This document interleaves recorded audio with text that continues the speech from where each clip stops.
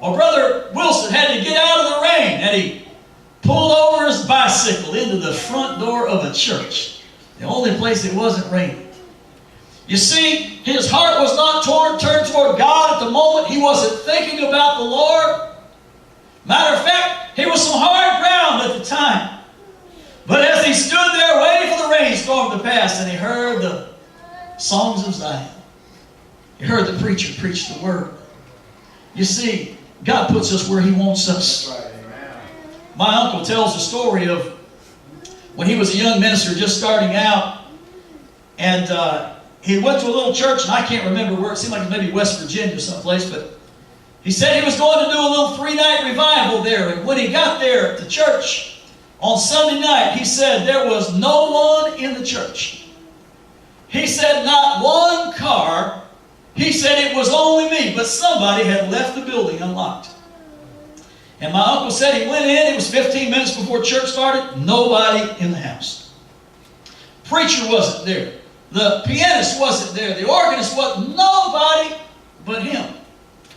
And my uncle said, well, I figured I probably got my dates wrong. You know, that human factor comes in. We all occasionally miss something. And anyway, he said, I sat there till 7 o'clock, till church time. And he said, I thought, well, I'll just chalk this one up to an experience to check the date next time. And he said, I started to leave that little church. And he said, but God spoke to me and said, now I sent you to preach, now preach. But God, there's nobody, it's just me. I don't care. I want you to preach. He said, I kind of had an argument with God. That's ridiculous. I'm the only one here. God said, I said, preach. And my uncle said that he started out and said, well, it's good to have everybody here tonight. He said, I could kind of use my imagination, and I led a song or two. He said, I said, well, we're going to go ahead and open up the Word. And I want to share the good news of the gospel with you.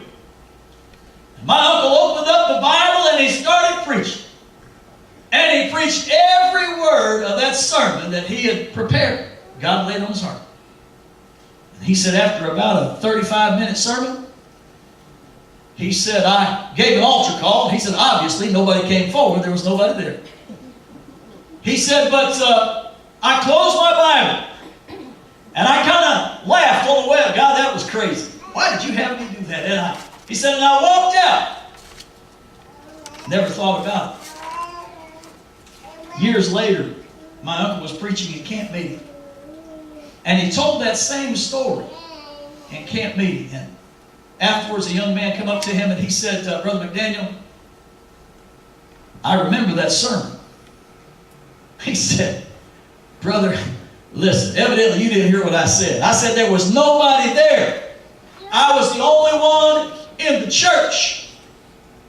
He said, preacher, what you don't know that I had been drinking. And it was kind of cold, and I found the door unlocked going into the basement of the church. And he said, I sat underneath the pulpit, and I heard every word of that sermon. And when you gave the altar call, I'd been drinking. I didn't want to go upstairs. But he said, I prayed a sinner's prayer in that basement. You see, someone would look at that seed and how precious it was, but why waste it on a hard place? You see, that seed is precious. But isn't it wonderful that God teaches us, don't just go to the easy places.